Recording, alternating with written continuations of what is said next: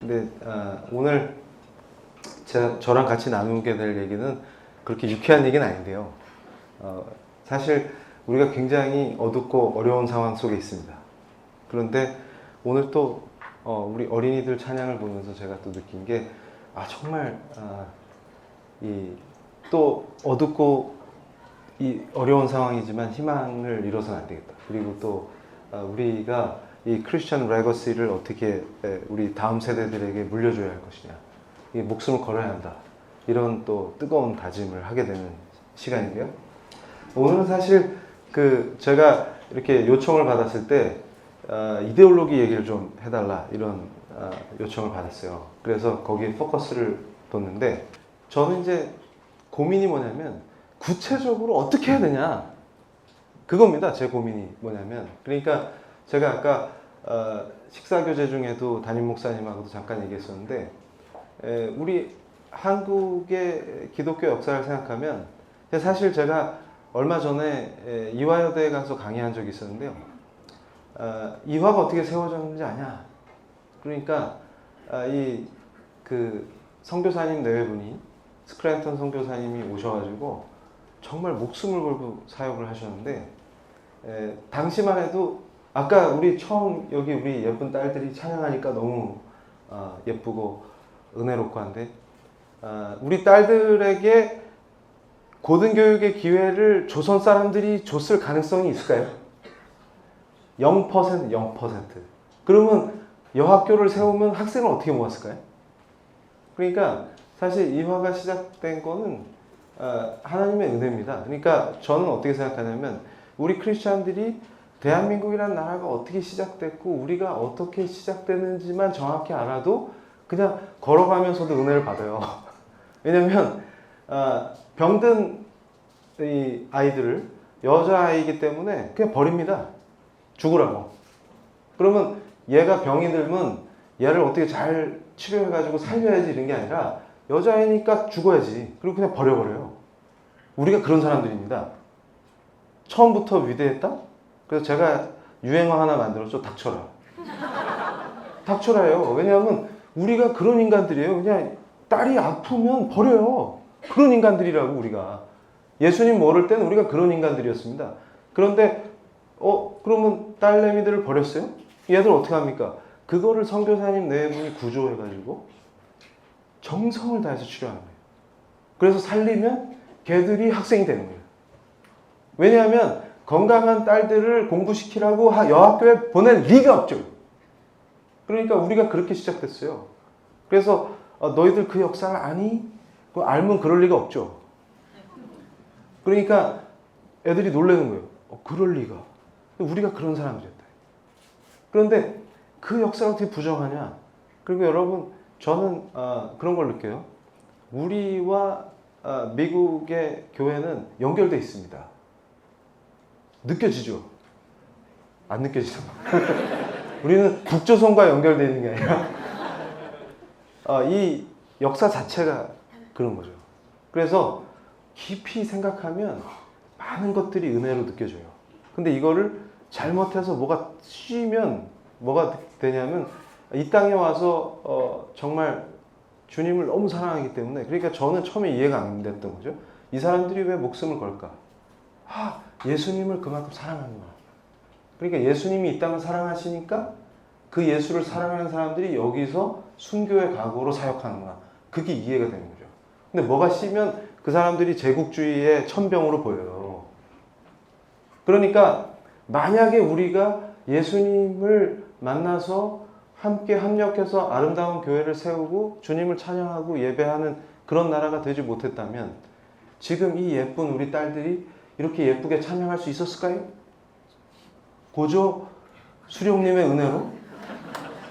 그러니까 제가 가끔 사람들한테 정신 차리라고 하는 게 뭐냐면, 가끔 우리 크리스찬들이나 심지어 목사님들 중에도 그런 분들이 있어요. 내 신앙과 내 목회는 체제와 관계가 없다. 그럼 만약에 마오쩌둥의 혁명 같은 게 여기서 성공하면은 우리가 교회를 어떻게 합니까? 근데 어떻게 우리 교회가 체제와 관계가 없을 수가 있어요?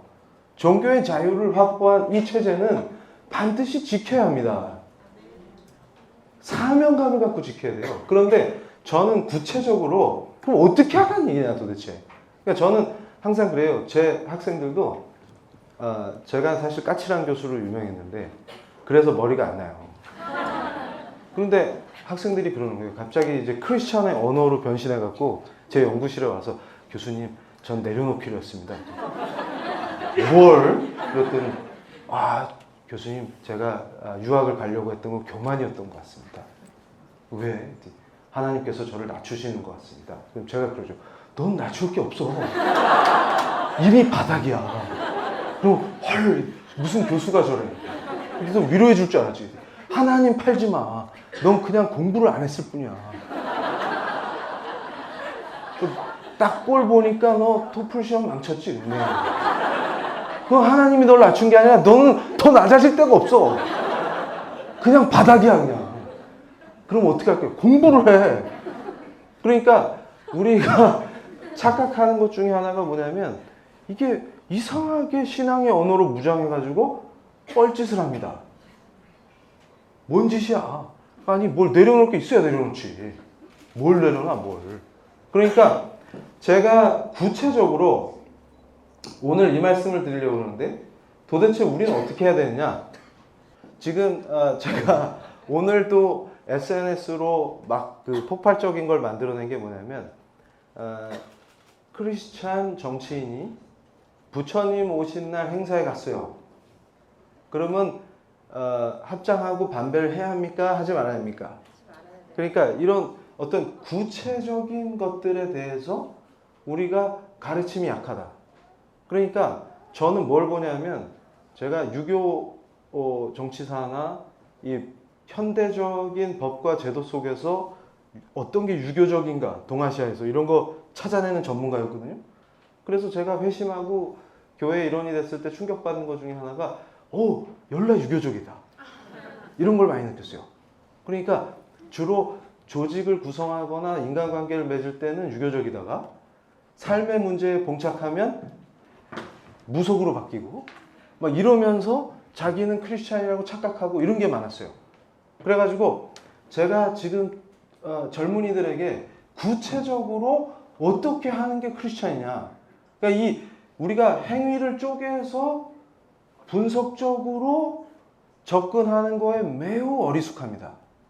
그러니까 예를 들면 우리가 하나님이 전적으로 주인 되시고 예수님이 왕 되셔야 돼. 이 말을 다 읊는데 예수님이 왕 되시는 게 어떤 거냐 이렇게 물어보면 잘 몰라요. 그냥 잘. 그러니까 사실 이거는 매우 불교 스타일이죠. 부처님 오신 날이라고 어떤 유명하신 스님하고 인터뷰하니까 그냥 큰 정치를 하세요. 그럼 큰 정치가 뭐죠? 그럼 그건 잘 모르지만 그냥 좋은 정치. 좋은 게 뭐죠? 그럼 따지냐? 이렇게 됩니다. 이게 매우 한국적 사고인데요. 그러면 예를 들어서 내가 크리스찬이라고 생각했을 때 어떻게 해야 되냐? 그래서 제가 크리스찬에게 불교 의식을 강요하는 게 인권 침해다. 이런 얘기를 했더니 어떤 분이 댓글에 그래요. 애초에 가지 말았어야지. 그래서 제가 헐. 왜냐하면 우리는 못 갈 데가 없습니다. 그래서 제가 찬양하면서도 계속 무슨 생각을 했냐면 만약에 여러분을 하나님께서 부르시면 IS가 점령한 점령지에도 들어가야 되고 탈레반 점령지에도 들어가야 돼요. 근데 안 부르셨는데 지 혼자 가서 죽으면 개죽음이죠. 근데 부르시면 가야 되는 거예요. 그래서 제가 또 청년들이 가끔 그런 애들이 있어요. 그러니까 교수님 취업을 할지 말지 지금 기도를 하고 있습니다. 취업을 해. 그러면 교수님 응답이 안 하는데요? 그럼 제가 그래요. 그러면 하나님 응답을 어떻게 해주시는데? 그건 모르죠. 그럼 뭐 떨기나무에서 여호와의 사자가 불이 붙었는데 거기 나오고 네가 모세냐? 제가 그래요. 그런 응답을 기다리세요. 빨리 취직하세요. 닥치고 이렇게 얘기합니다. 그럼 애들이 크리스찬 교수 맞아? 그러니까 뭐냐면 기도하고 있습니다 하는데 그러면 응답을 어떻게 하시는데 그건 모르겠습니다. 그 얘기는 놀고 싶다 그 얘기입니다. 그러니까 정신을 차려요. 그러니까 구체적으로 크리스찬이 어떻게 해야 되는데요? 이걸 얘기해 줘야 돼, 이걸. 근데 항상 어떻게 해? 한국식으로 Korean style. 잘. 그러니까 아니 그러면 우리는 탈레반 속으로도 들어가고 IS 속으로도 들어가야 되는 사람인데 크리스찬 정치인이 부처님 오신 날 절에 왜 못 갑니까? 가야죠. 그 구질구질하게 표를 구걸하러 갔냐? 이러는데 아 가야 돼요. 들어가요. 그런데 문제는 뭐냐면 잘 생각해 보세요. 여기서 우리의 문제점을 발견합니다. 사실 이거는 조금만 인권의식이 있으면 하도 인권 타령을 해가지고 인권이 마치 부정적인 단어인 것 같아요. 그런데 조금만 인권 감수성이 있으면 뭘 생각하냐면 우리가 한번 생각해 보는 거예요. 만약에 무슬림이다. 그러면 알아서 아양을 떨었겠죠. 무슬림이 합장 반배 안 했다고 화를 내겠습니까? 아니면 거꾸로 야 너희는 이슬람 예법도 모르냐? 이러면서 붕괴했을까요? 만약에 불교가 당신 왜 불교 의식에 왔는데 합장 반배를 하지 않소? 하고 물었을 때 근데 우리가 행위를 구분해야 돼요. 만약에 합장을 하는 게 인사법이냐? 그러니까 코를 부딪히는 게 인사법인 나라에 갔어요. 그러면 저랑 코 부딪히려면 좀 그러겠죠. 근데 그 동네 예법이면 할 수 있잖아요. 전도를 위해서라도 참고. 그런데 잘 생각해 보세요. 합장하고 반배하는 게 어떤 의미냐라고 했을 때 그냥 그 동네 예법이라서 인사하러 간 거냐? 그 문제가 아니라 이거는 부처님 오신 날에 법요식이라는 이름이 붙어 있잖아요. 그래서 이건 불교 종교 의식입니다. 그래서 삼기라는 걸 꼭 해요. 불교 의식을 할 때는 불법승 삼보에 귀의하는 거예요. 헷갈려요? 그것도 제가 거기 한때 또 전문가였기 때문에. 그러면은 부처한테 귀의합니다 하면 목작 또도도도독 치면 그때 합장하고 반배하면 동의한다는 뜻이에요. 근데 그걸 안 했다고 기독교인을 비난하는 사회가 정상입니까? 비정상입니까? 그게 비정상이에요, 그게. 그게 비정상이에요. 인권의식 자체가 없다 그 말입니다. 그러니까 뭐냐면 한국 사회가 정말로 인권의식이 있고 선진화되고 괜찮은 사회면 논란이 될 이유가 없어요. 그러니까 그게 무슨 얘기냐면 불교인이 우리 이 은혜로운 교회에 예배에 참여할 수 있죠. 오늘도 올 수 있잖아요. 근데 아멘 안 한다고 째려보면 돼요, 안 돼요? 아니 그 사람은 그냥 구경하러 온 거잖아요, 지금. 예의상 참석하러 온 걸 수도 있잖아요. 근데 어떻게 목사님이 얘기하면 아멘 합니까? 아멘 하는 사람이 이상한 거지. 아니에요? 제가 이상한 거예요. 그러니까 무슨 얘기냐면 그게 논란이 되고 있다는 것 자체가 우리 사회가 얼마나 후진적인지를 거꾸로 물어보는 겁니다. 근데 반대로 만약에 무슬림이었으면 난리가 났을 거예요. 그걸 강요하다니 인권의식이 없어. 서구 사회도 비슷합니다. 그러니까 누구도 크리스찬의 권리를 존중하지 않는다고 말이에요. 그리고 막대 먹은 소리를 합니다. 근데 저는 더 충격인 게 크리스찬이라는 자들이 거기에 동조하는 자들이 있어요. 그러면서 아예 가지 말았어야지 하는 사람도 있고 이게 뭡니까? 어떻게 해야 되는지를 모르는 거예요. 그러니까 우린 구체적으로 행위를 구분할 수 있어야 합니다. 이게 그러니까 그런 사람들 있죠. 예를 들어서 지금 다종교 사회인데 크리스찬이 어떻게 처신해야 합니까? 그럼 절에 들어가 가지고 그때 왜 그런 황당한 사건이 있었죠? 법당에 들어가서 오줌 누는 사람. 그런 게 하나님을 욕보이는 거죠. 그걸 구분 못합니까? 그러니까 타 종교에게 우리가 예의 바르게 대하는 것과 내 신앙을 타협하지 않는 것을 구분조차 하지 못하는 이상한 상태에 빠지는 겁니다. 그러니까 무슨 얘기냐면 그분들을 존중하고 배려해주고 내가 예의 바르게 행동하는 것과 내 신앙을 타협하고 내가 배교를 자연스럽게 하면서 그들과 친해지겠다라고 하는 것은 본질이 다른 얘기죠. 그러니까 우리는 용감하게 뭐와 싸워야 되냐면 우리 신앙을 타협하거나 구피라고 하는 요구에 대해서 그걸 당연하게 받아들이거나 오케이 하면 안 됩니다. 그러니까 우리가 탈레반 지역까지 들어갈 수 있는 사람들이지만 탈레반이 우리를 죽인다고 해도 우리는 순한 양처럼 순교하는 거예요. 이유가 있다면. 근데 그냥 구경 삼아 갖다 죽는 거는 안 된다는 것이죠. 어리석은 것이죠. 그러니까 이렇게 구체적인 관점에서 봐야만 합니다. 그러니까 이것은 크리스찬 종교인이, 아니, 크리스찬 정치인이 어떻게 처신해야 하는가. 타 종교의 영역에 갔을 때. 그리고 진짜 인권의식을 갖는다는 게 어떤 것이냐. 그러니까 우리가 얼만큼 자유권에 대해서 무지하고 감각이 떨어지는지 알 수가 있죠.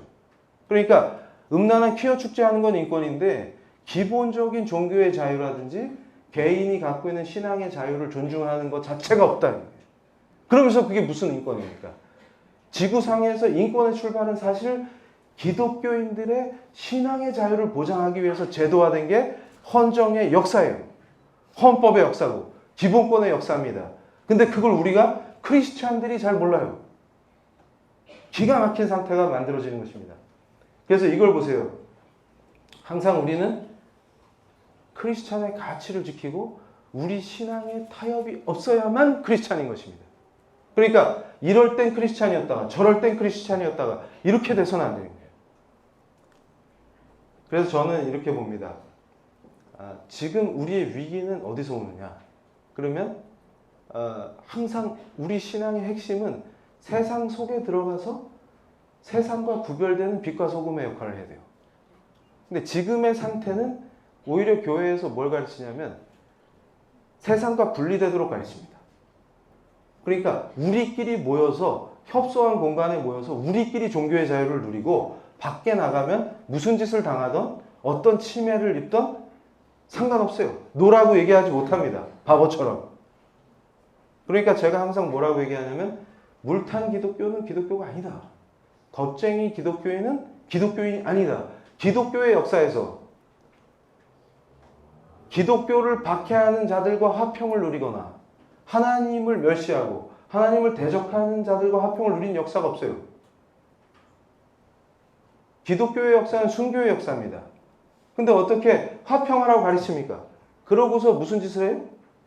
그러고서는 세상과 타협하면서 세상으로부터 왕따를 당하는, 그러니까 세상의 시류는 따라가는데 세상하고는 관계가 없는, 세상이 끼지도 못하는 그런 걸로 전락하는, 그게 우리 현실입니다.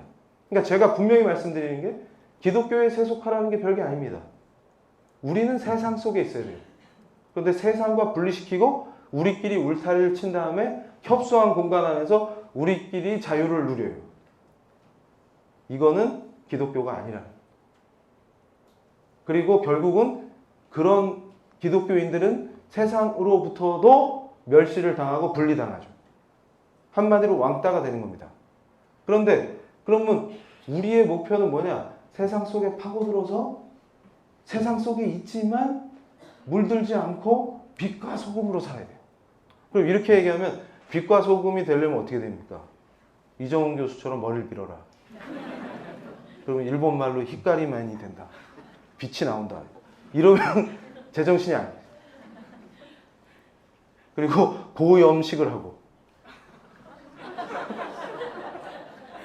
그래서 나중에 화장하니까 녹지 않은 소금이 사리를 만들어내고. 이러면은 뭡니까 이거? 바보다. 그러니까 구체적으로 어떻게 하면 빛과 소금이 되는데 그걸 안 가르쳐줘. 그거를. 그러니까 어떻게 돼요? 매 상황마다 헷갈려. 그러니까 어떻게 돼요? 정신을 못 차리고 내가 의인이 돼서 교회를 심판하고 주변의 다른 크리스찬들을 심판하고 의인화되는 짓거리를 하게 됩니다.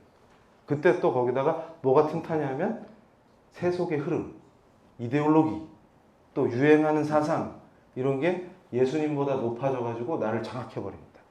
그럼 어떻게 돼요? 죽는다. 그러니까 결국은 뭐냐? 출발점의 차이입니다. 출발점. 두 가지 길밖에 없는 거예요. 죽느냐 사느냐.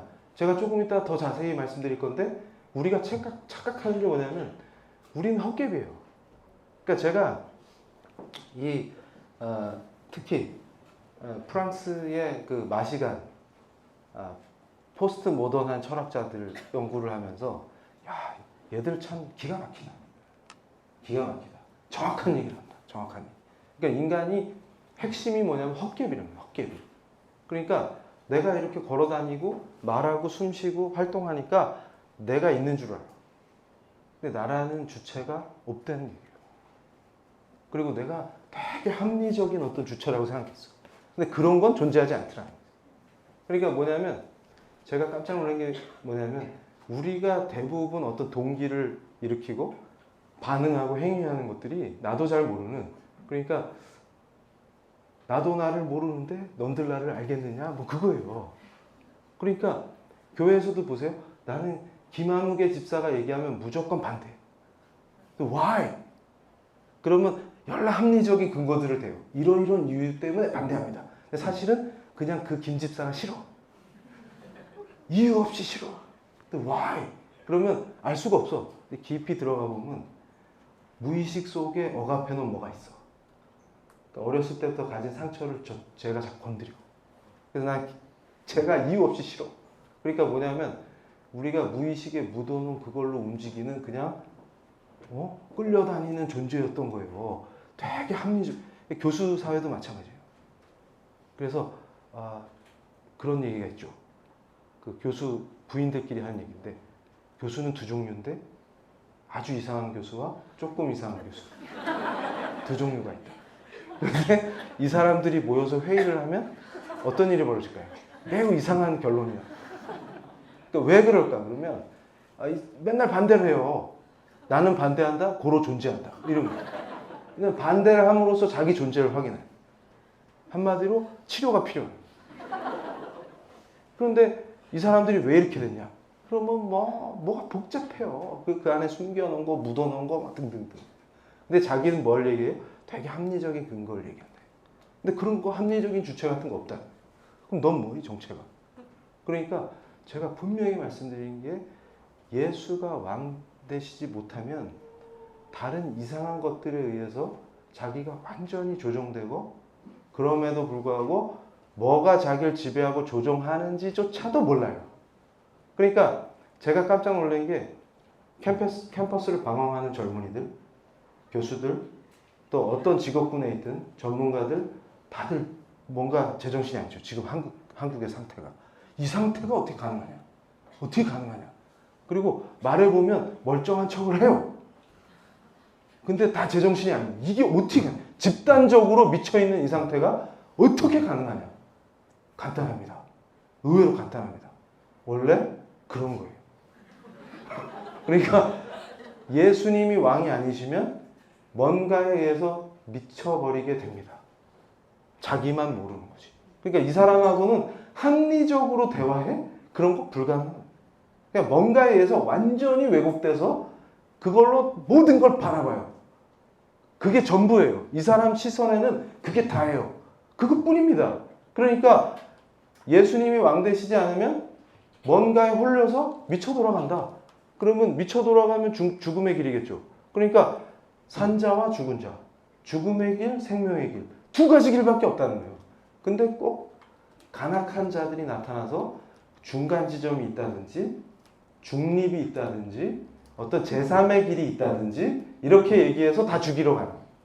지만 죽는 게 아니라 다른 사람까지 다 설득해서 싹 몰아서 죽음의 길로 데리고 가는 것이죠. 그게 바로 지금 현대사회의 핵심입니다. 그러니까 저는 그래요. 정신 나간 사람들 많아요. 자기는 의인이 되고 비판자인데 자본주의 때문에 더럽게 타락한 교회가 자본주의와 싸워야 산다는 둥, 초기 교회는 사회주의여서 열나 좋았다는 둥, 예수님은 혁명가라는 둥, 오만 얘기들을 다 해요. 그런데 이러면서 이 사람들이 주로 뭘 파냐 하면 한마디로 예수팔이에요. 그러니까 예수님이 왕이면 이런 얘기를 못해요. 근데 왜 이러고 돌아다니냐면 예수를 팔아서 먹고 살기 때문에 가능한 거예요. 그러니까 제가 깜짝 놀란 게 유다가 따로 있는 게 아니라 제가 유다 같은 놈. 그리고 유다가 따로 있는 게 아니라 예수를 팔아서 생계를 하면 유다예요.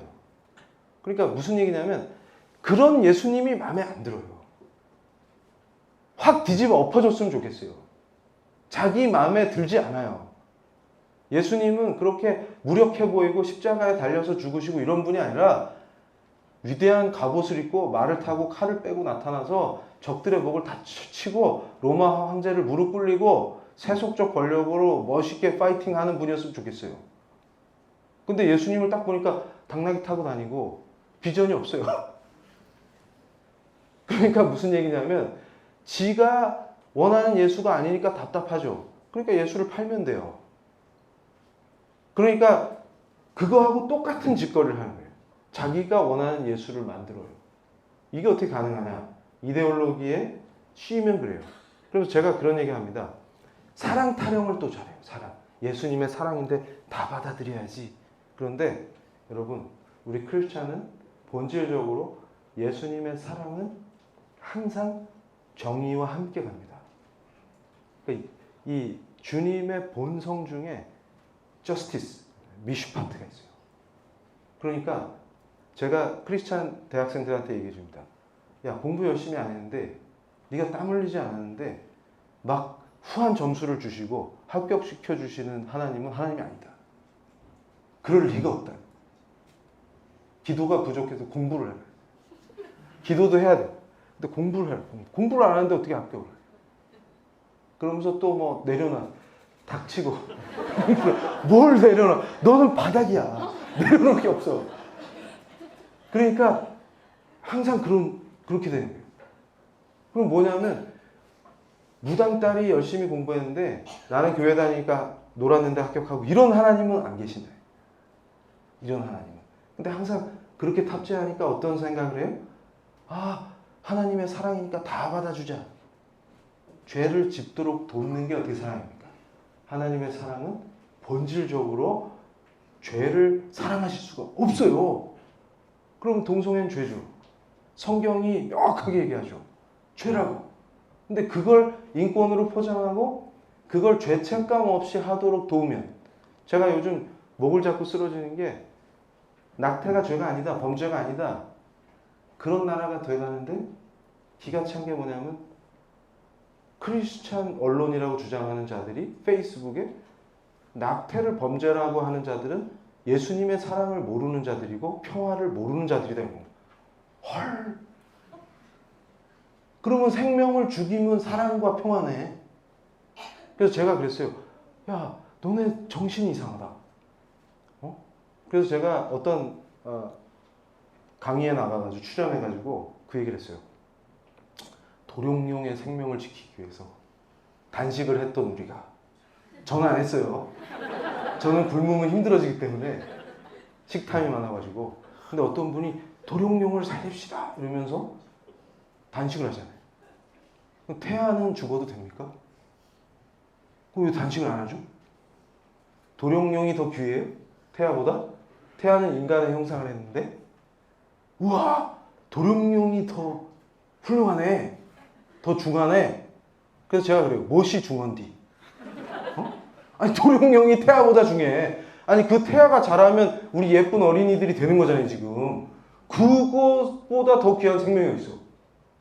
아니, 부모가 자식을 살해하는 걸 비범죄화하는 거를 어떻게 크리스찬이 묵인합니까? 이상하죠? 근데 제가 더 재밌는 걸 가르쳐드리면 이건 재밌을 수가 없어요, 사실은. 비참한 겁니다. 우리나라에 생명윤리법이 있어요.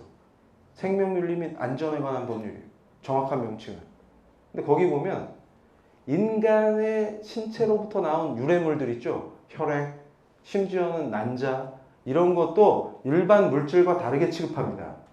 그리고 착상되지 않은 배아도 함부로 하면 안 돼요. 그리고 난자를 매매하면 형사처벌합니다. 중개한 자도 처벌해요. 그래서 황우석 사태 기억하시죠? 그때 난리가 났었어요. 그때 수많은 윤리를 주장하던 인사들이 어떻게 인간의 몸에서 나온 난자를 매매하냐? 그걸 중개하는 놈도 처벌하라! 이러고 난리를 쳤어요. 윤리를 엄청나게 강조하는 분들이 수도 없었어요. 그래서 그런 법이 만들어졌습니다. 오히려 기독교 전통의 역사를 가진 나라보다 생명윤리법이 더 강력해요. 엄격해요. 그런 나라에서 이제 태아는 죽여도 되네. 오 마이 갓. 그래서 제가 그랬어요. 야, 이 미친 나라는 태아보다 배아가 더 중하다. 인간의 형상을 띤 태아는 죽여도 되는데 그건 범죄가 아닌데 난자를 매매하면 범죄다. 제정신이냐? 다들 빵긋빵긋 웃고 제정신인 것처럼 살아요. 근데 제정신을 가진 우리 크리스찬들은 미칠 것 같아. 오 마이 갓. 에브리데이. 아침에 눈 뜨면 오 마이 갓. 이게 뭡니? 이러면서. 그래서 뭐가 중요한데? 아이고 도룡뇽이 살려야 돼. 근데 태아는 죽여도 돼. 이게 뭔 짓입니까 이게. 그러니까 이런 미친 짓들을 어떻게 할 수 있는 거예요. 인간의 탈을 쓰고. 이게 가능하냐. 그런데 오히려 저처럼 얘기하면 저보고 미쳤다. 그래서 저는 그럽니다. 나 미쳤다. 정확히 알았다. 예수에 미쳤다. 그분이 나의 왕이시다. 그러니까 저는 그래서 뭘 깨닫냐면 예수님이 왕인 사람과 그렇지 않은 사람. 그러면 미쳐도 미친지 모르고 그냥 좋아 죽겠어. 지금 대한민국이 민주주의가 연락 발전해서 좋죠? 헐 이렇게 돼. 제정신이냐 너희들이. 그래서 그럼 크리스찬은 어떻게 살아야 되냐? 저는 아주 재밌는 걸 발견했어요. 그래서 최근에 한국에 아예 희망이 없을까? 근데 기독교가 전래된 지가 100년이 넘었는데 참 크리스찬이 안 나타나면 이건 또 뭡니? 이렇게 됩니다. 근데 좌절할 뻔했는데 그렇지 않다. 여기도 수많은 예수의 사람들이 계시죠. 그러니까 정말 우리는 어떤 면에서 또 희망적이다. 이걸 어떻게 발견하냐면 저는 요즘 아주 기쁜 소식을 듣고 있는 게 뭐냐면 예수가 왕 되시는 삶이 어떤 거냐. 근데 구체적으로 적용해요. 구체적으로 어떤 상황에서 내가 어떻게 행위해야 하는가. 그러니까 저는 상당히 재미있는 걸 발견한 게 뭐냐면 개념화를 우리가 한국인들이 체질적으로 잘못해요. 근데 이게 한국적 사고의 본질적 문제입니다. 그러니까 예를 들어서 이 상황에서 내가 어떻게 행위해야 하는가. 근데 저는 확신을 갖고 있는 게 뭐냐면 성경적 사유. 그러니까 성경적 세계관이 저는 아까 우리 식사교제 하면서 담임 목사님하고도 그 얘기를 했는데 담임 목사님의 역할이 한국에서 매우 중요합니다. 저는 그렇게 생각해요. 왜냐하면 이 어떤 크리스찬의 전통이라는 게 금방 세워지지 않습니다. 저는 회심 이후에 계속 뭘 느끼냐면 우리가 세포까지도 회심을 해요. 그러니까 우리가 착각하는 게 뭐냐면 삶의 스타일이나 사고방식은 그대로 두어. 그리고 내 삶의 성경적 세계관이 적용이 안 돼요. 그런데 입으로는 크리스찬이에요.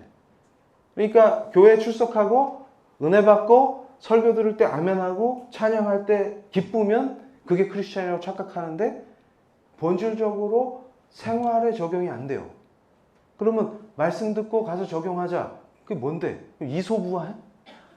그런 거 아니다라는 거죠. 뭐냐면 그래서 저는 그럽니다. 이 성경적 사유, 성경적 세계관을 아주 디테일하게 내 삶에 적용하면 여기서 말하는 규범을 따라야만 합니다. 하나님의 법을 따라야만 하는 것이죠. 그런데 구체적으로 이 상황에서 이게 성경적이냐? 예수님이 왕 되신 게 맞냐라고 점검하는 그 과정이 말씀을 읽고 묵상하기 때문에 이성이 아주 고도화될 수밖에 없어요. 아주 디테일하게 말씀을 적용하고 성경적 관점에서 행동하려고 하다 보면 아주 구체적으로 내 행위를 쪼개게 되고 거기에 적용하게 됩니다. 그러면 어떻게 돼요? 이성 자체가 고도로 발전하게 됐어요. 이게 제가 한 말이 아니라 위대한 청교도 영성가 조나단 에드워즈가 한 얘기예요. 그러니까 우리 신앙은 이성과 무관한 게 아니라 말씀을 항상 묵상하고 그것을 삶에 적용해야 하기 때문에 규범적 관점에서 이것을 해야 할까 말아야 될까? 무엇을 하는 것이 크리스찬다운 것인가? 이것이 주님이 왕된 자의 모습인가?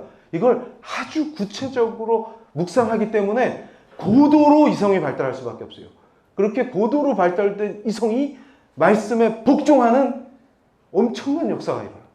그러니까 주님 앞에 완전히 서렌더한 자가 철저히 주님의 말씀에 복종할 수 있는 거예요. 이성이 고도로 발달된 자가 주님 앞에 항복하는 엄청난 상황이 발생하는 거죠. 이게 바로 우리 크리스찬의 파워입니다. 이걸 당해낼 수가 없어요.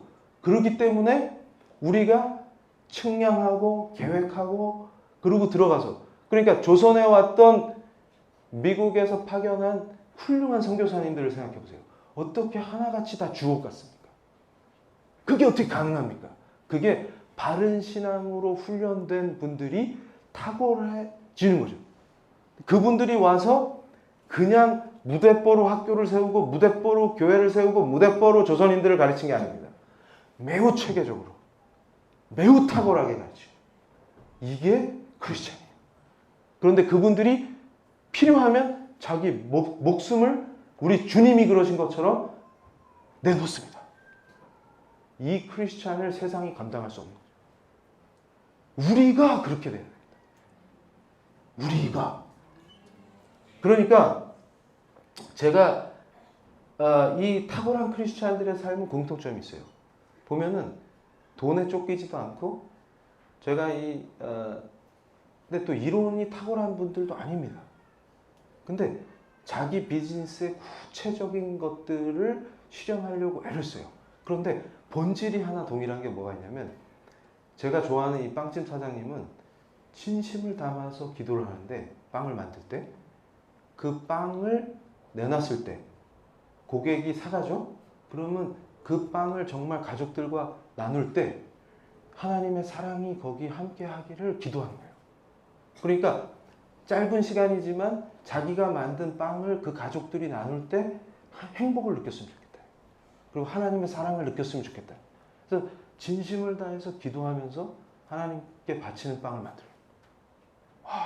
그런데 그 모습을 관찰하면요. 과거에 우리 위대한 종교개혁의 시대에 위그노들의 삶과 일치합니다. 그러니까 칼빈이 강조했던 게 질서인데요. 하나님이 통치하시는 그 사업장은 질서 잡혀 있어요. 그러니까 우리가 착각하는 게 뭐냐면 무질서를 자유라고 생각해요. 무질서를. 그래서 요새 제가 시간이 없어서 자세히 못 봤는데 미국 드라마 중에 소사이어티라는 게 나왔더라고요. 근데 예고편만 봤어요. 근데 예고편 보는데 강한 임팩트가 있었어. 뭐냐면 청소년들이 갑자기 부모님이 사라진 거예요. 마을에서. 그래서 자기들만 남은 거예요. 첫날은 술 먹고 난리가 났어. 좋아가지고. 자유다. 간섭하는 사람이 없으니까. 근데 나중에 애들이 깨달았습니다. 그게 자기들을 보호해준다. 그러면서 뭐라고 고백하냐면 질서가 없는 곳에 자유가 없다는 걸 알게 됩니다. 그러니까 무슨 얘기냐면 이걸 저는 뭐에 적용하냐면 똑같아요. 하나님으로부터의 자유를 갈구하는 인간. 이게 죄성입니다. 그래서 하나님을 대적합니다. 반란을 일으켜요. 아담이 그런 것처럼. 그런데 하나님과의 언약은 사랑이 바탕인 거예요. 법은 언약과 함께 주어집니다. 근데 그 법이 그걸 내가 지킬 때 하나님과의 언약을 지킬 때 나한테 자유가 주어지는 거예요. 근데 이 바보들은 하나님을 대적함으로써 자유를 얻겠다. 그 짓거리가 뭡니까? 동성애 인권이다. 낙태가 권리다. 이런 짓거리들을 하는 거죠. 인간이. 근데 이렇게 됐을 때 어떤 비참함에 도달하냐면 결국 자유가 없습니다. 그래서 가정도 마찬가지고 사업장도 마찬가지고 하나님이 기뻐하는 하나님이 통치하시는 곳엔 질서가 있어요. 그러면서 알바생은 피착취, 사장님 자본가 이런 투쟁도 없습니다. 그러니까 사회주의자가 볼 때는 매우 개념 없는 자들이죠. 이걸 확 엎어야 되는데 근데 질서 잡혀 있습니다. 그리고 그곳에서 발생되는 일자리로 많은 청년들이 일자리를 얻고 맛있는 빵이 만들어져요. 그래서 제가 깜짝 놀랐어요. 그 빵집은 빵이 있을 때 집는 빵집입니다. 맛있는 빵을 고를 수가 없어요. 왜냐하면 나오자마자 동나기 때문에. 근데 이런 얘기하면 또 그래요. 저 부패한 교수라서 또 예수 잘 믿으면 돈 잘 번다. 그 얘기 하려고 맞나 보다. 근데 이 바보들아 본질을 몰라서 그렇다. 진짜 신앙인은 말씀대로 살기 때문에 풍요하고 싶지 않아도 풍요로워지. 그 원리를 모르는 거예요. 이해가 안 되지. 그러니까 뭐예요? 투쟁 이 짓거리를 하는 겁니다. 그래서 제가 요것만 보여드리면 저 끝에 부부 있죠. 엄청 예쁘게 부부죠. 저분들이 과일 장사를 하시는 분들인데 유명한 분들이에요. 근데 저 표정이 예쁘죠. 그러니까 어떤 방송국 PD가 이분들 따라다니면서 어떻게 저렇게 장사를 잘하나 취재하다가 PD가 감명받았다. 뻥칠 수가 없는 삶이 있다. 그래서 뭐가 다르냐? 그래서 과일 장사하는 거 배우러 갔다가 비법이 뭡니까? 예수를 믿어라. 그랬더니 헐 이렇게 돼. 그러니까 돈을 노리고 왔는데 비법이 뭐예요? 예수를 믿어라. 근데 정말 진실되게 과일을 팔아요. 깜짝 놀랐어요. 근데 이 부부의 얼굴이 너무 행복하게. 그러니까 PD가 다른 돈 잘 버는 사람들을, 그러니까 이게 돈 잘 버는 사람 소개하는 프로의 PD가 수많은 돈 잘 버는 사람들을 봤는데 이 사람들은 특이하더라. 그러니까 보통 영업이 끝나고 집에 갈 때쯤 되면 얼굴이 쩔어야 되는데 이 사람들은 행복하네. 집에 갔는데도 사기칠 수 없는 모습이 나오더라고요. 이게 어떻게 된 거냐? 그때 PD님한테 뭐라고 했겠어요? 주 예수를 믿어라. 이렇게 된 거예요. 그러니까 예수가 주인 되면 이렇게 됩니다. 이거를 보여주는 거예요. 그래서 제가 before and after를 강조하는데 옛날에 혹시 제 사진 어떤 언론사를 통해서 보신 적 있어요? 매우 흉악한. 그 언론사가 가짜뉴스 만든다고 열심히 하면서 제가 친일파 교수다 이러면서 딱 만들었는데 근데 사람들이 놀라는 거예요. 오히려 은혜를 받는 거예요. 교수님이 아닌 것 같아요 이러면서. 딴 사람인 것 같아요. 요새는 빵긋빵긋 웃으면 귀여운데 이때는 귀여움이라고는 찾을 수가 없어요. 이렇게 돼요. 근데 차이가 뭐냐 그러면 예수가 누구냐 이걸 아는 사람, 그리고 그분이 왕 되시냐 안 되냐. 그러니까 나날이 제가 귀여워지고 있어요. 동의를 안 하시니.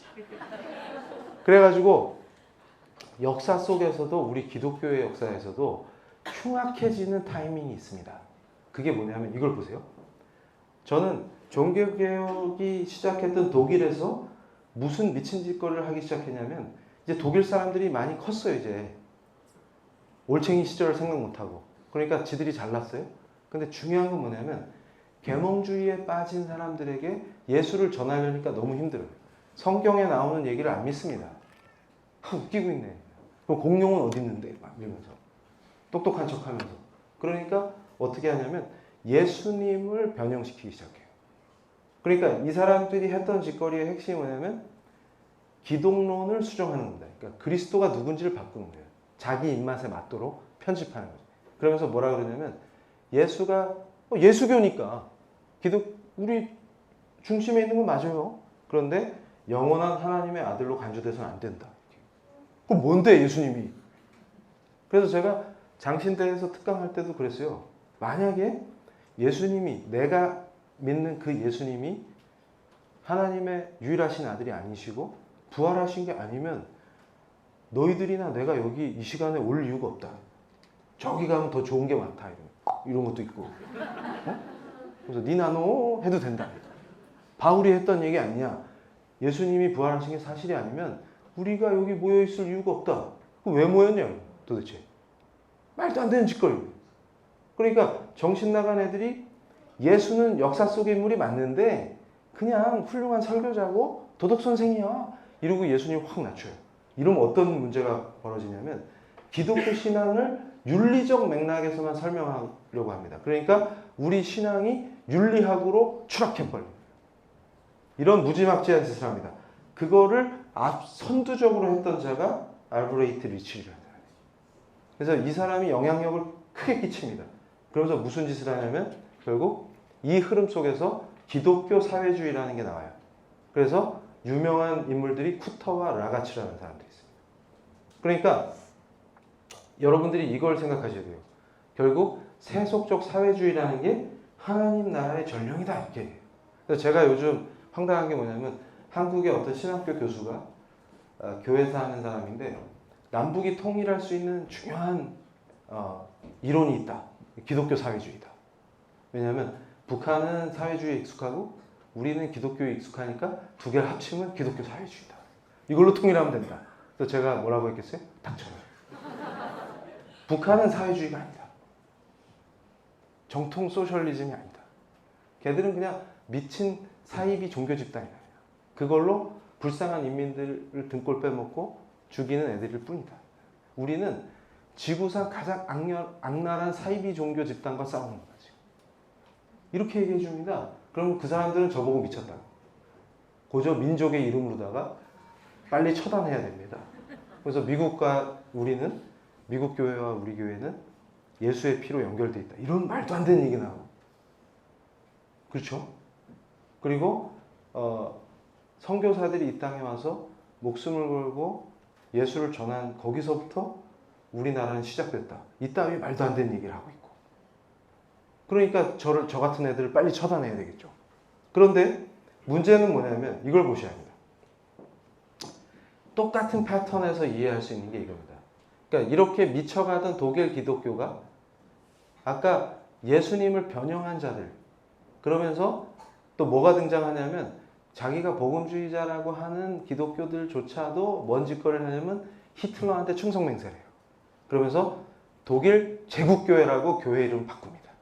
이때부터 무슨 짓이 일어나냐. 그러니까 결국은 뭡니까? 예수님이 왕이 아니야.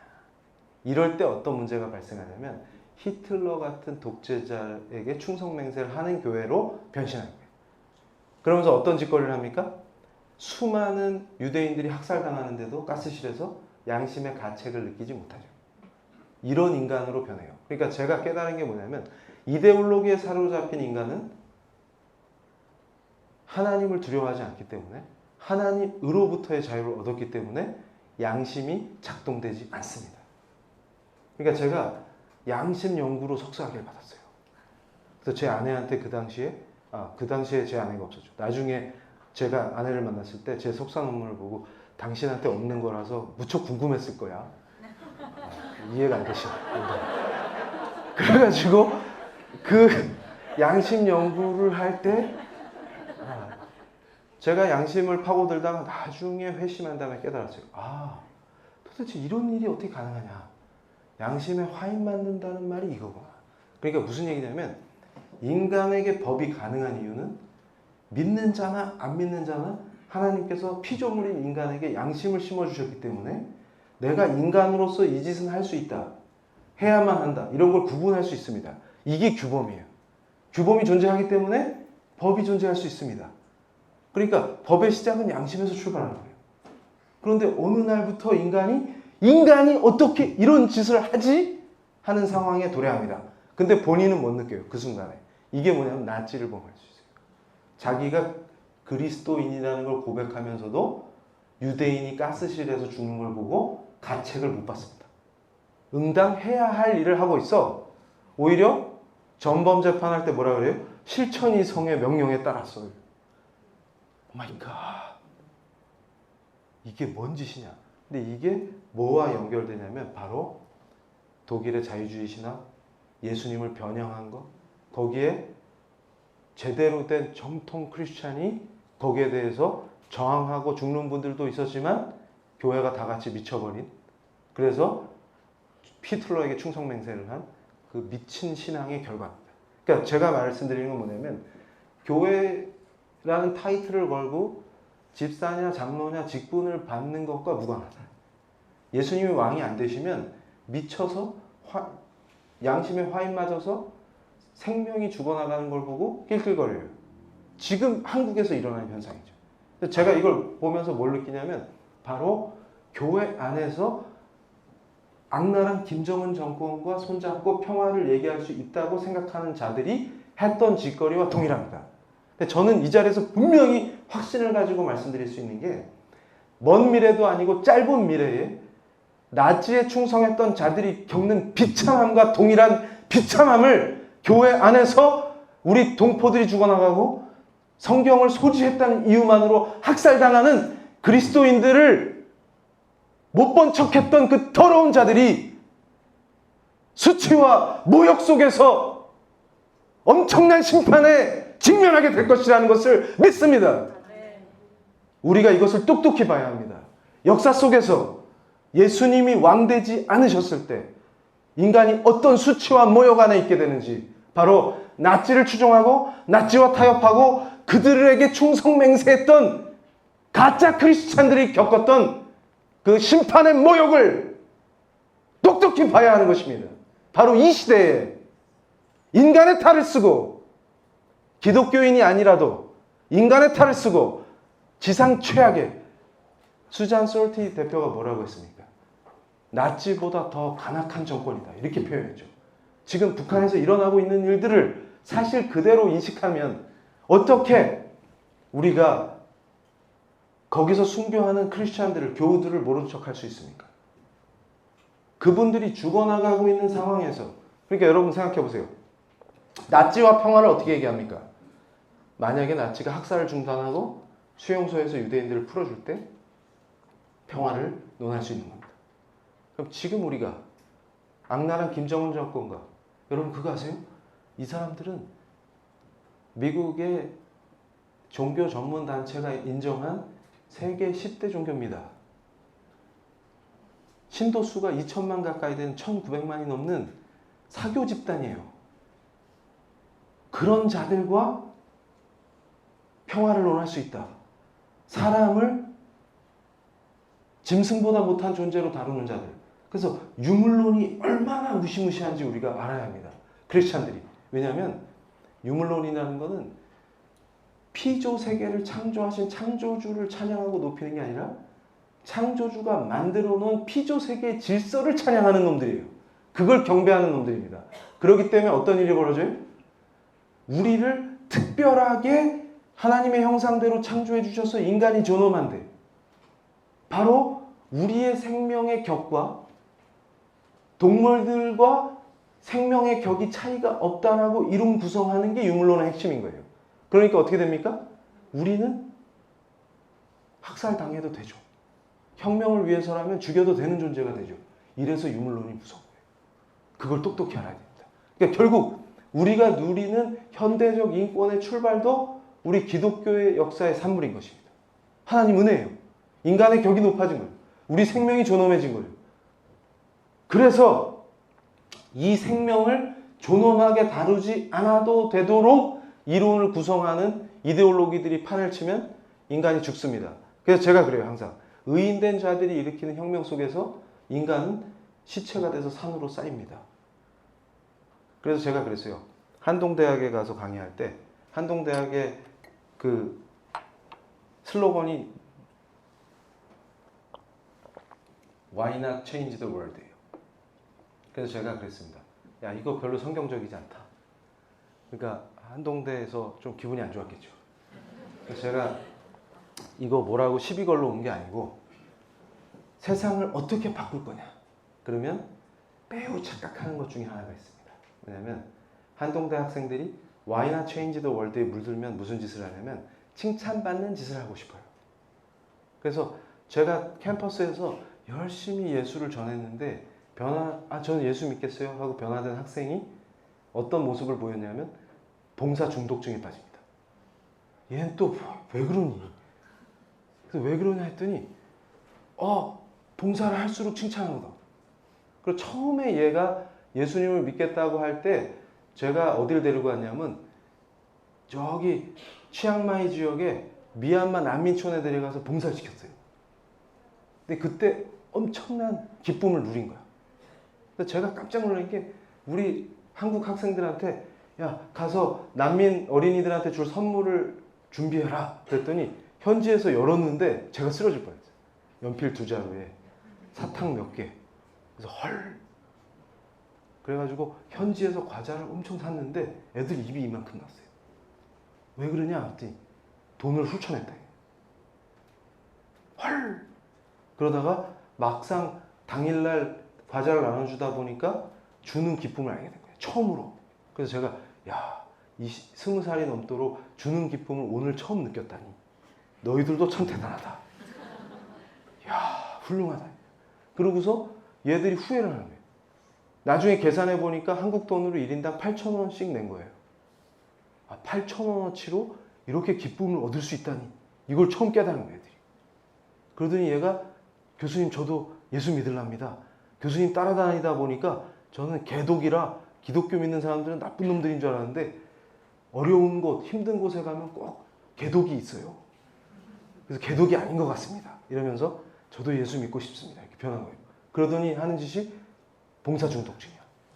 그래서 왜 그럴까? 제가 관찰해 봤더니 뭐냐면 후진국에 가서 봉사할수록 기분이 좋아지는 거예요. 근데 여기엔 또 어떤 사악함이 있냐면 자기가 대단하게 느껴지는 거예요. 여기 있으면 쫄리는데 거기 가면 뭐가 대단한 것 같고 자기가 뭔가 베푸는 것 같고 이게 뭐예요? 우월감을 느끼는 거예요. 그러면서 난 주는 존재가 되는 거예요. 오 마이 갓. 봉사 중독. 그러니까 뭐예요?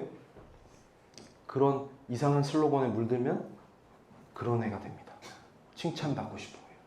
근데 예수님이 왕 되시는 사람은 칭찬받으려고 애쓰는 사람이 아닙니다. 그럼 세상을 어떻게 바꿀 건데? 세상은 바꿀 수 있습니까? Yes. 그래서 제가 늘 강조하는 게 삭개오. 그러니까 우리는 잘못된 신앙 안에서 어떤 짓을 하냐면 삭개오를 내가 심판자가 돼서 죽이고 싶어요. 그게 대한민국의 현실입니다. 지금.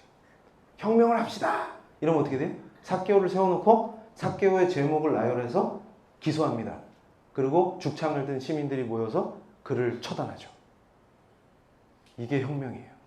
그래서 제가 역사 속에서 의인들이 혁명을 하면 시체가 산으로 쌓이는 이유가 여기 있다. 근데 중요한 건 삭개오를 죽인 다음에 다음 차례가 너다. 그래서 죄인을 죽이기 시작하는 혁명은 몰살시키는 수밖에 없어요. 노아의 방주 외엔 답이 없어요. 그게 인간이다. 그런데 삭개오는 어떻게 바뀌었냐? 예수가 답이다. 그러니까 예수가 답이 되는 구조를 어떻게 받아들이고 어떻게 이해하고 어떻게 우리가 실천하느냐. 이 문제였다.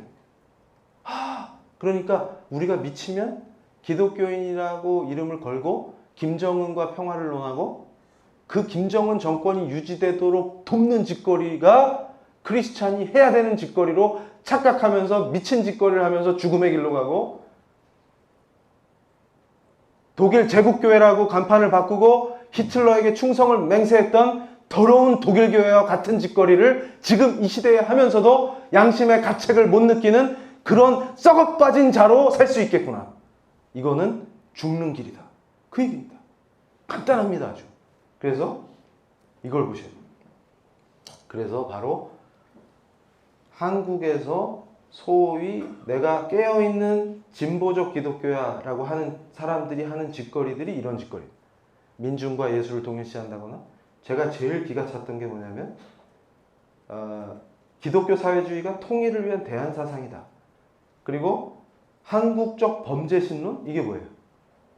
범신론, 범죄신론 이런 얘기하면 복잡하니까 저처럼 머리가 또 빠져요.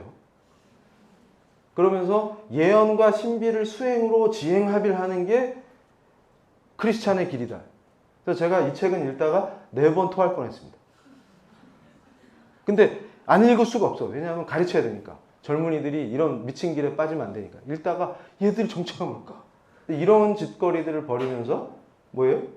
민중은 예수를 가리키는 살아있는 상징이다. 이런 사람들이 몰려다니면서 북과 손잡는 게 평화다.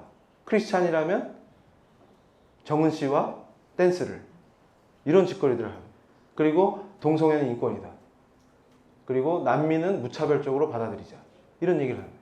근데 저는 구체적으로 그런 얘기 하고 싶어요. 뭐냐면 제가 얼마 전에 이스라엘에 갔을 때인데 이스라엘에 왜 갑니까 우리가? 우리가 이 성경의 역사를 정확하게 알고 싶으니까 현장을 보고 싶은 거죠. 그리고 예수님을 더 느끼고 싶은 거죠. 그리고 그의 역사, 정말로 히스토리를 알고 싶은 거죠. 그래서 가는데 어떤 분이 그러는 거예요. 점심을 대접하겠대요. 현지에 계신 분이. 그래서 어디로 가나 해서 쫄쫄쫄 따라가는데 불길한 느낌이 드는 거예요. 그러면서 양고기를 사주겠대. 그래서 헐 이러면서 쫓아가는데 분위기가 으슥해. 딱 보니까 무슬림 쿼터야. 그러면 여기서 파는 양고기는 100% 할랄인데 이런 생각이 딱 스치는 순간에 저는 안 먹을랍니다. 이러고 돌아섰어요. 근데 그분의 반응, 그분과 함께 했던 분들의 반응은 뭐냐면 야, 이 교수가 역시 까탈스럽다. 이상한 놈이다. 이렇게 결론이. 그래서 저 이상한 놈 맞습니다. 그런데 여러분 음식을 가려라 이런 뜻이 아니에요. 무슨 얘기냐면 우리가 통치라는 개념을 늘 갖고 있어야 됩니다. 그러니까 성경은 통치를 위한 통치입니다. 그의 통치. 그가 왕이라는 것은 그분이 통치하시다는 거예요. 그러니까 만약에 무슬림이 저를 초대했으면 저는 가서 할랄이라고 알아도 먹습니다. 그러나 굳이 은혜 받으려고 가서 내 돈 내고 일부러 할랄 식당을 싸고 맛있다는 이유로 찾아갈 이유가 없어요. 양갈비 뜯고 싶은데 무슬림 커터에 가면 더 싸다. 거기 가서 할랄을 마음껏 즐기자. 근데 할랄이라는 말은 뭐냐면 이슬람법 샤리아와 관계가 있죠. 하람과 할랄이에요. 허용되는 것과 금지되는 겁니다. 그런데 그거를 생각 없이 받아들이면 뭐냐면 샤리아, 이슬람의 통치, 그 법을 받아들이게 돼요. 그걸 굳이 내가 해야 될, 선택해서 해야 될 이유가 없어요. 그러면 거꾸로 물어보겠죠. 그럼 당신 크리스찬인데 할랄 음식을 못 먹는다는 뜻이냐? 무슬림이 초대하면 가서 맛있게 먹겠다니까요? 그럼 초대한 사람한테 물어보죠. 당신 무슬림이야? 굳이 나한테 할랄 음식을 권하는 이유가 뭐예요? 싸고 맛있어서. 이러면 안 된다고 말해요. 그러니까 무슨 얘기냐면 우리 의식 속에서 그의 통치, 하나님의 법의 통치, 샤리아가 아니라 그분의 법의 통치를 생각해야 되는 것입니다. 그러니까 그런 것들을 생각하고 그분이 진짜 나를 다스리는 왕이시라면 이런 말도 안 되는 짓거리들을 예수님을 변형하는 신앙을 가질 수가 없게 되는 것이죠. 시간이 없어서 빨리 가겠습니다. 그래서 이걸 보셔야 돼요. 두 명의 할아버지들이 폼을 잡고 앉아 있습니다. 그냥 봐도 공부 잘하게 생겼죠. 근데 저분들이 매우 쉬운 내용을 매우 어렵게 얘기합니다.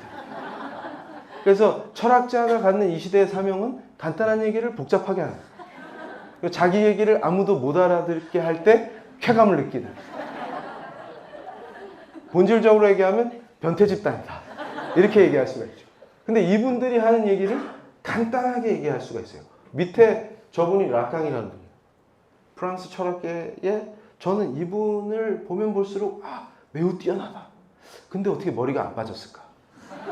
그러니까 진짜 천재인가 보다. 왜냐하면 저처럼 둔재가 열심히 공부를 하면 머리가 빠지는데 저분은 복잡한 이론을 내놓고도 머리가 멀쩡하네. 숱이 많다. 이런 거 보면서 근데 그 위에 레비 스트로스 할아버지는 상대적으로 숱이 없어요. 그래서 그걸 깨달았다기보다는 라캉이 프로이드 계열입니다. 인간을 분석해요. 근데 이분이 뭘 얘기하냐면 진짜 아주 재밌어요. 이분이 바로 코기토의 해체. 나는 생각한다. 고로 존재한다. 이걸 해체해버린다. 무슨 얘기냐면 내가 생각하기 때문에 존재하는 게 아니라 이미 나한테 주어진 문법에 의해서 이미 정해진 생각이 나를 통해 드러난다. 그러니까 여러분 잘 생각해 보세요. 이 양반이 얼마나 뛰어나냐면 내가 언어를 사용해서 사는 게 아니라 언어가 나를 사용한다 그 말이에요. 무시무시하죠. 이게 무슨 말이냐면 막스의 미친놈은 막스가 나를 지배하고 있는 거예요. 내 몸이 막스의 도구가 돼 있는 거예요. 무시무시하죠. 주체사상에 빠져있는 놈들은 그 무시무시한 주체사상교가 그 악한 이데올로기가 자기를 사용해서 살아있는 거예요. 반대입니다. 그러니까 무슨 얘기냐면 라캉을 깊이 공부하면 뭘 깨닫냐면 로고스가 뭔지 이해가 돼요. 이 말씀이 나를 다스릴 때 내가 살아있게 됩니다. 이게 생명이에요. 그 말이에요. 그러니까 네 주인이 누구냐 이 말입니다. 너 누구야? 그러니까 제가 가끔 그래요. 어떤 학생이 넋 빠져서 저를 찾아오면 너 누구야? 헐 이상한 교수다. 너 누구야? 네 정체가 뭐야? 그 얘기는 네 주인이 누구냐고. 더러운 음란이냐? 사악한 너를 의인이라고 부추기는 막스냐? 네 주인이 누구냐? 김일성이냐? 그리고 주사파들은 뭐예요? 김일성이 주인. 주체사상이. 우린 누구예요? 예수다. 그분이 말씀입니다. 이 말씀이 나를 다스립니다. 그러니까 결국은 뭐예요? 나는 껍데기고 누가 주인이냐가 중요한, 이거를 이 찌그러진 분이 본질을 뚫고 있다. 그러니까 헛개비이기 때문에 네가 생각하는 그 코기토, 너의 주체라고 생각하는 너, 그런 거 없다. 그러니까 결국은 언어가 나를 사용하고 있다. 무섭죠. 근데 바로 그 언어가 말씀이에요. 그분이 예수님, 그분이 나를 사용하십니다. 그분이 나를 다스리십니다. 이런 엄청난 행복과 은혜를 맛보는 겁니다. 그분이 나를 발견하셨다. 내가 그분을 찾은 게 아니라 완벽한 모든 것이 은혜가 됩니다. 내 숨쉬는 행위가 은혜가 됩니다. 와, 행복하다. 그분이 나의 주인이시고 나의 왕이시다. 이게 고백되는 거예요. 와, 레비스트로스라는 할아버지는 별거 없어요. 이름도 복잡해. 근데 나의 무의식을 나도 모르죠. 근데 이게 개인의 무의식이 아니라 사회적 무의식에 의해서 우리가 로봇처럼 움직이고 있다. 이해가 되세요? 그러니까 제가 깜짝 놀란 게, 북한이라는 나라는요 진짜 분석해야 돼요. 그리고 함부로 복음 통일 얘기하는데요 택도 없는 소리입니다. 무슨 얘기냐면, 북한 사람은 계층별로 존재 자체가 달라요. 그러니까 이 적대 계층이라고 소위 하층민들은 철저하게 가축화시켜요. 노예화시키고. 그래서 인간의 5가지 기본 감각을 완전히 국가에 의존하게 만들면 아주 수동적이고, 그리고 너무나 억압을 당하고 살기 때문에 상처가 엄청나죠. 그러니까 그분들이 보이는 모습과 이게 완전히 분열된 독특한 상태가 됩니다. 그러니까 우리가 이분들을 도우려면 상처를 어떻게 치유해야 될지 정말 깊이 알아야 돼요. 그러니까 김일성 대학에서는 마슬로우 이론이라는 걸 가르칩니다. 이게 굉장히 중요해요. 그러니까 인간의 심리가 어떻게 작동되는지. 그래서 이 내 기본적인 욕구를 어떻게 국가에 의존하게 만들어서 노예화시키는지, 이런 거를 엘리트들이 철저하게 배워서 인민을 노예화시켜요. 아주 악랄한 집단입니다. 그런데 그 집단을 숭앙하는 놈들이 있어요. 그러니까 뭐예요? 그 자들이 미친 애들이지 뭐예요. 그러니까 이게 영적인 관점에서 생각하면 그 사회를 뒤덮고 있는 어떤 큰 집단 무의식이 사람들을 끌고 있는 거예요. 그러니까 한국 사람들 보면 지금 다 미쳐 보이는데 나라는 망해가는데 좋아 죽겠죠. 미친 사람들 아닙니까? 그러니까 이 미친 사람들이 어떻게 가능해? 21세기에 가능하다. 그게 뭐예요? 레비스트로스가 얘기하는 거예요. 개별적 무의식이 아니라 이게 사회적 무의식에 의해서 움직이는 거예요. 근데 그걸 본인만 모르는 거예요. 그러니까 이 사람에게 어떤 합리적인 선택을 해달라? 정신을 차리세요. 이게 안 된다. 그럼 레드 선 해서 깨어나야 돼요. 그러니까 복음이 들어가지 않으면 레드 선이 안 돼요. 그 상태라고 보시면 돼요. 그래서 미친 짓을 한다. 그래서 지금 시간이 거의 다 되기 때문에 이 그림을 뚫어지게 봐보세요. 이게 뭐냐면 그림 작품인데 앤드류스 부부라는 작품이에요. 근데 저 두 부부가 결혼하고 우리로 치면 이제 기념사진 촬영하듯이 저 시대는 그림을 그림. 두 부부가 딱 그림을 그렸어요. 그러면 저 그림을 보면서 무슨 생각이 드세요? 이렇게 물어보고. 그러면 보통 사람들이 뭐라 그러냐면 경치가 참 좋네요. 이렇게 얘기해요. 그런데 잘 보세요. 어떤 사람은 저걸 보면서 사냥용 총을 들고 있고 둘이서 폼을 잡고 있는데 행색으로 보아 있는 애들 같죠. 있는 집 애들 같죠. 그리고 저 여자분은 친정도 매우 잘 사는 집 같고. 그런 게 느껴지세요? 그리고 보니까 저 뒤에 벌판이 보여.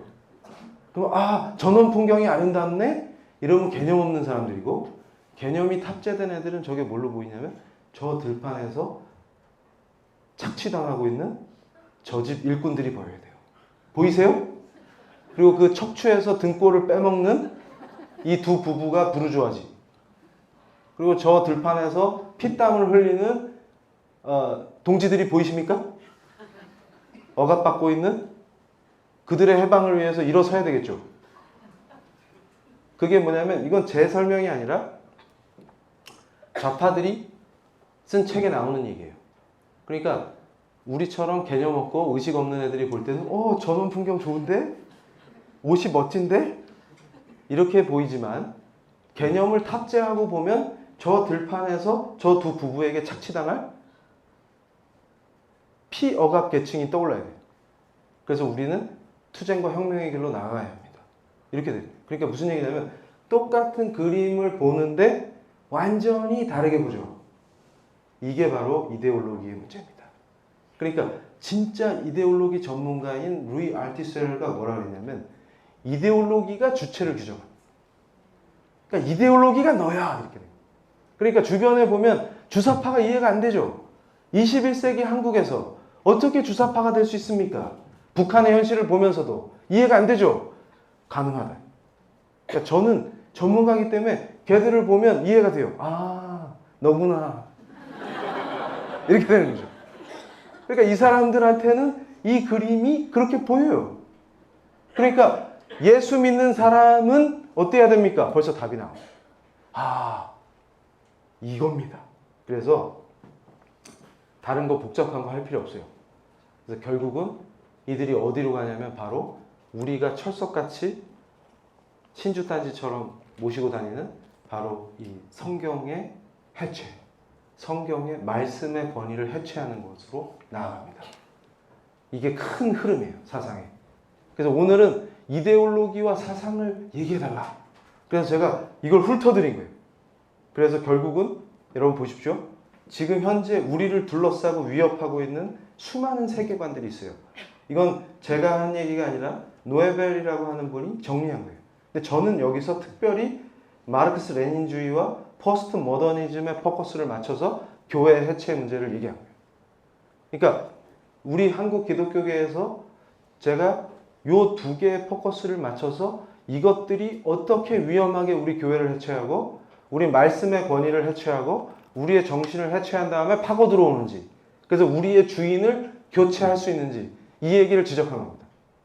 그런데 그 두 가지 마르크스 레닌주의와 포스트 모더니즘 외에도 세속적 인본주의, 뉴에이지, 이슬람 이런 것들이 우리를 완전히 포위하고 있습니다.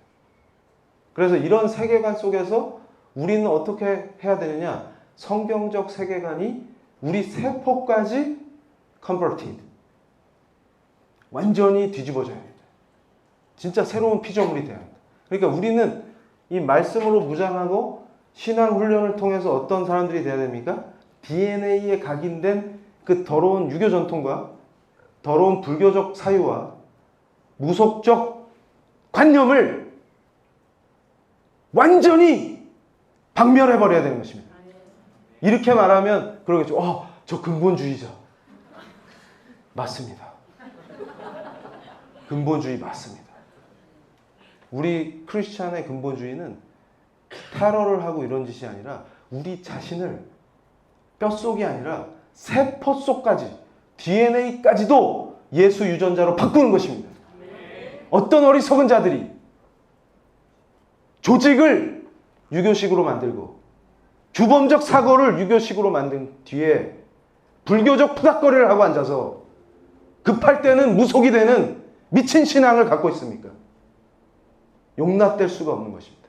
그런 썩어빠진 신앙으로는 이런 물결과 우리를 삼키려고 하는 것들과 저항하고 대항할 수가 없습니다. 그걸 분명히 인식해야 합니다. 그래서 우리는 어떻게 해야 합니까? 성경적 세계관으로 무장할 때 우리가 생각할 수 있는 것과 생각할 수 없는 것, 규범적 사고를 하게 됩니다. 그리고 이 순간에 내가 어떤 걸 선택해야 되고 무엇을 해야 되고 어떤 걸 주장해야 되는지를 아주 구체적으로 판단해야만 하는 것입니다. 근데 우리는 착각하는 것이 추상적으로 좋은 나라. 그래서 제가 그런 분들 많이 봤어요. 교회를 살립시다 이런 분들 중에 어떻게 하면 살리는데요? 잘. 나라를 구합시다 이런 분. 어떻게 구할 건데? 자유. 좋은 나라를 만들어야죠. 좋은 나라는 어떤 나라인데? 그건 잘 모르겠는데. 아니, 좋은 나라를 만들어야 되는데 좋은 나라가 어떤 나라인지 모르면 어떻게 만드냐고. 이게 말이 되는 얘기냐고. 근데 그게 말이 된다고 생각하는 게 우리가. 그러니까 저는 여기서 분명히 말씀드린 게 뭐냐면 철저하게 직면해야 합니다. 예수님이 왕 되신다는 얘기는 내가 얼마나 한심한 존재인지를 철저하게 그분 앞에 직면하는 거예요. 내려놓는다는 말도 안 되는 얘기 하고 다니는 게 아니고 나는 바닥이다. 그걸 인지하는 겁니다. 그래서 예수님 앞에 납작 엎드리는 거예요. 거기서 시작되는 거예요. 거기서. 우리 신앙은, 그러니까 제가 얘기합니다. 제가 법의 본질이 뭐고 법이란 무엇인가를 강의하는 법철학 교수인데 저는 인격적으로 법을 지킬 수 없는 한심한 자입니다. 제가 감옥에 있지 않는 것은 오직 은혜예요. 이걸 고백할 때 제가 주님의 통치를 받을 수 있는 것입니다. 그래서 제가 자유민주주의의 원리를 설명할 때 여러분들 그거 보세요. 계몽주의나 이런 것들이 한 시대의 획을 그으면서도 항상 기독교가 강세인 나라의 특징이 뭐냐면 진짜 신앙인들이 보석같이 그 중간중간에 박혀가지고 빛을 발해요. 빛과 소금의 역할을 해요. 그래서 미국이란 나라도 헌법이 처음 만들어질 때 많은 사람들이 하나님을 잘 모르고 우리가 믿는 하나님이 아닌 이상한 짓거리를 하는 사람들이 참여했지만 중간중간에 보석처럼 진짜 하나님을 사랑하는 사람들이 탁월하게 이끌어 나갑니다. 그래서 제가 하도 많이 강의해서 오늘 여기서는 안 할 건데 링컨의 연설 중에 of the people, by the people, for the people 그게 어디서 나왔다고요? 종교개혁의 위대한 산물이다. 이 말씀이 통치를 위한 것이라는 걸 인식한 탁월한 예수 중심, 말씀 중심의 신앙인들이 만들어낸 시스템입니다. 그리고 그렇게 헌법을 만든 이유는 바로 우리가 종교의 자유, 우리가 마음껏 주님을 찬양하고 경배드릴 수 있는 이 자유 안에서. 그러니까 사람들이 착각하는 게 있어요. 저는 동성애를 지지하는 분들을 탄압하자고 얘기한 적이 없습니다. 그분들 마음껏 떠드세요. 나는 마음껏 예수를 전하겠다 그 말이에요. 그러면 우리의 자유를 박탈하지 않는 한 반드시 진리가 승리하기 때문에 우리가 이긴다는 거예요. 그런데 어리석은 자들은 뭐냐면 그걸 타협해서 우리의 자유를 억압하고 뺏겠다는데 동의하니까 멸종당하는 겁니다. 어느 순간 어느 시대에도 심지어는 죽음의 박해를 할 때에도 우리 크리스찬들은 굴하지 않았습니다. 그것이 바로 세상이 감당할 수 없는 우리의 힘이에요. 바로 지금 이 시대에 우리에게 요구되는 게 뭡니까? 겁쟁이 크리스찬은 크리스찬이 아니다. 가짜다. 물탄 기독교는 기독교가 아니다. 우리가 신앙의 본질에서 이 신앙을 지켜내는 것이 우리의 살 길인 것입니다. 그래서 제가 연구하면서 깜짝 놀랐어요. 미국의 종교사회학 전문가들이 어떤 교파가 살아남는지를 연구했는데 남북전쟁 때 남부가 완전히 괴멸하죠. 그래서 남부 쪽에 있는 교단이 매우 어려운 상태에 빠져요. 근데 신기한 게 북쪽은 경제적 여건이나 여러 가지가 좋습니다. 그럴 때 재미있는 현상이 일어나요. 북쪽은 시류에 타협하고 거꾸로 패배한 남쪽이 신앙의 본질을 붙듭니다. 근데 남쪽이 부흥하고 북쪽은 망해요. 이게 뭘 보여주냐? 지금 우리가 뭘 선택해야 되는지를 보여주는 것입니다. 그러니까 지금도 기독교를 박해하는 미국에서 다시 생명을 확보하고 살아나는 미국으로 반전을 이루는 핵심이 어디 있냐면 바로 고집스럽게 신앙의 본질을 지킨 사람들에 의해서 반전이 일어난다는 것입니다. 이것은 중요한 문제예요. 그래서 우리가 지금 이 시간에 같이 기도하시겠습니다.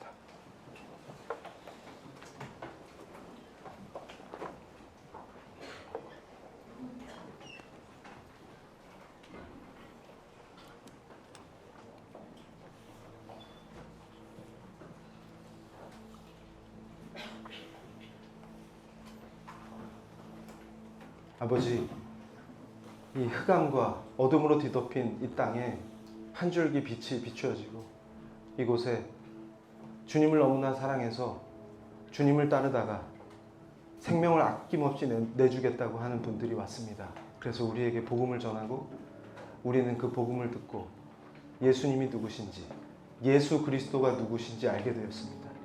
그래서 당신의 말씀을, 바로 당신 그 자체이신 말씀을 사모하게 되었습니다. 그 힘으로 우리가 스스로 일어나고 이제 노예가 아니라 당신이 주신 본질적인 자유와 당신이 주신 해방을 맛보며 새로운 세계를 열었습니다. 그래서 우리는 어둠 속에서 한 줄기 빛으로 오신 예수님의 힘으로 새로운 나라를 세웠습니다. 그 나라를 세우고 70년이 지난 지 얼마 되지도 않아서 한 세대가 지나지 않은 이 시점에서 우리가 패망과 죽음과 만국의 길을 보고 있습니다.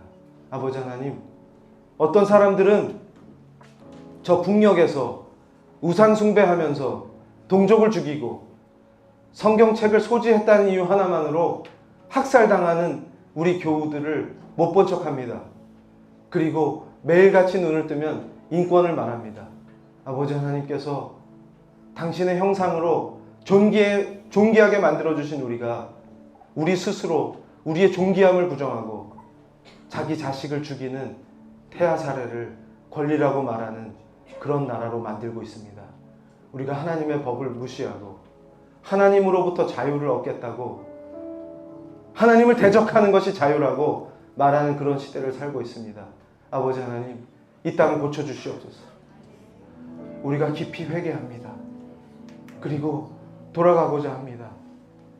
아버지께서 조건 없이 우리를 사랑해 주시고 먼 태평양을 마치 간단하게 개울물 건너는 그런 심정으로 자원하여서 당신의 독생자를 아낌없이 주신 것 같이 그 예수를 사랑한다는 그 뜨거운 마음으로 이 땅에 오신 선교사님들을 우리는 기억합니다.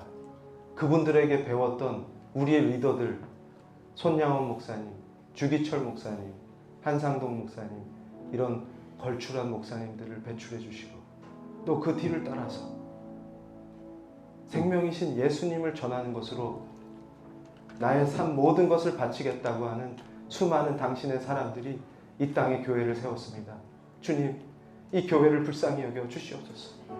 이 교회를 해체하려고 하는 세력들로부터 우리 교회를 지켜주시옵소서. 아버지 하나님, 아름답게 찬양하는 우리 아들, 딸들, 어린이들을 기억하여 주시옵소서. 이들이 성장하고 뜻을 펼쳐나가고 복음을 들고 전 세계로 나아가야 할 그 대한민국을 지켜주시옵소서. 우리의 터전을 보호하여 주시옵소서. 아버지, 이제 우리가 값없이 받은 것처럼 우리가 당신의 말씀을 들고 복음을 들고 전 세계로 나아가서 모든 민족, 모든 나라가 예수를 주로 시인하는 그날까지 멈추지 않고 달려나가게 하여 주시옵소서. 우리의 왕 되신 주님, 우리가 세속에 물들고 더러운 유혹에 물들고 악한 이데올로기와 철학에 빠져서 당신을 타협하고 당신을 부정하고 당신을 짜깁기 하고 거룩하신 우리 예수님을 누더기로 만드는 더러운 짓거리를 벌이고 있습니다. 아버지, 이 땅을 용서하여 주시옵소서. 우리가 더욱 당신 앞에 나오겠습니다. 우리가 무릎을 꿇고 당신 앞에 엎드리겠습니다. 아버지, 이 땅을 고쳐주시옵소서. 역대하 7장 14절의 말씀처럼 아버지, 우리가 당신의 얼굴을 구합니다. 당신의 얼굴을 보여주시옵고 이 더럽고 패악하고 음란하게 물든 이 상한 땅을 고쳐주시옵소서. 우리가 당신을 갈망할 때 당신께서 우리를 외면하지 않으시고 그 얼굴을 보이사 온전히 변화시켜 주시리라 믿습니다. 저 북녘 땅에 우리 동포들을 해방시켜 주시옵소서. 그들이 우리와 함께 손잡고 오직 주님을 구주로 인정하고 함께 찬양할 수 있는 위대한 역사가 펼쳐지게 하여 주시옵소서. 저 바다 건너에 악한 공산당이 무너지게 하여 주시옵소서. 인류를 7천만이나 살해한 저 악한 중국 공산당 살인 집단이 무너지게 하여 주시옵소서. 중국 인민들도 자유를 누리게 하여 주시옵소서. 그곳에 교회가 세워지게 하여 주시옵소서. 그곳에 복음을 전하는 그런 일꾼들로, 그런 도구들로 우리 민족을 사용하여 주시옵소서. 전 세계로 뻗어나가게 하여 주시옵소서. 복음을 들고 땅끝까지 나가는 민족이 되게 하여 주시옵소서. 주님, 우리가 그냥 받은 은혜를 그냥 소비하지 않게 하여 주시옵소서. 목숨을 걸고 당신을 증거하게 하여 주시옵소서. 주님, 우리를 불쌍히 여겨 주시옵소서. 우리의 다음 세대들을 불쌍히 여겨 주시옵소서. 그들이 탁월한 역사 속에서 당신을 증거하는 인물들로 서게 하여 주시옵소서. 탁월하게 예수를 믿는 민족이 되게 하시고, 탁월하게 예수를 전하는 민족이 되게 하시고, 수많은 예수를 몰라서 죽어가는 민족들에게 교회와 학교를 세워주고 그들에게 생명을 전하는 위대한 주님의 도구가 되는 역사가 일어나게 하여 주시옵소서. 우리가 참된 승리를 보게 하여 주시옵소서. 손기어를 두려워하지 않게 하여 주시옵소서. 당신 앞에서 당신이 그렇게 하신 것처럼 순한 양처럼 목이 따이고 피가 터져도 두려워하지 않는 순교의 신앙을 갖게 하여 주시옵소서. 주님, 성령의 불로 이 땅을 덮어 주시옵소서. 영원하신 우리 왕 예수 그리스도